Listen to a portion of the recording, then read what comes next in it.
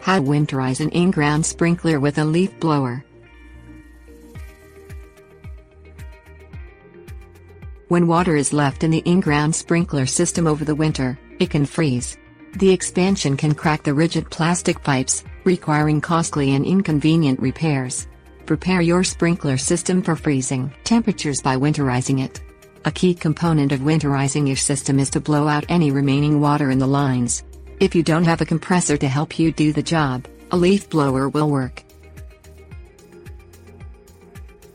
Things you will need: protective eyewear, pipe to hose adapter. Turn off the water supply to the inground sprinkler system. The main shutoff valve is usually located in the valve box in the ground. Locate a hose bib or drain on the main line to connect the leaf blower.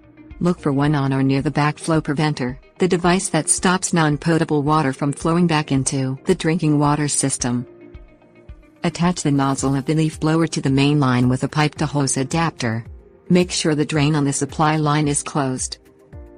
Set the sprinkler controller to the first zone and turn the leaf blower on. Let it run for 3 to 4 minutes, or until the water turns to misty air and finally only air emerges from the sprinkler heads. Turn off that zone and open up the next one. Switch from irrigation zone to zone while the leaf blower sends air into the sprinkler system.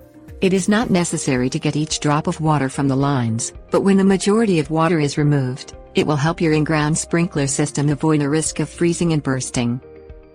Close the main drain valve after the irrigation system is blown out.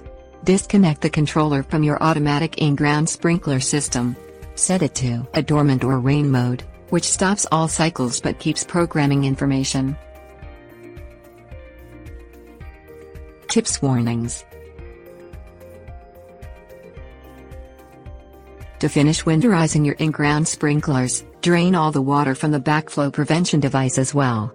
Leave the valves partly open throughout the winter season. Always wear protective eyewear when working with pressurized valves and pipes. Never use a leaf blower that outputs more than 80 psi into the inground sprinkler system, because higher pressure can damage the system. Professional irrigation companies do not recommend using a leaf blower to blow out a sprinkler system. They recommend using a compressor for do-it-yourself winterizing, or else calling a professional to do the job. Always blow out the system first, then drain the system's water pump.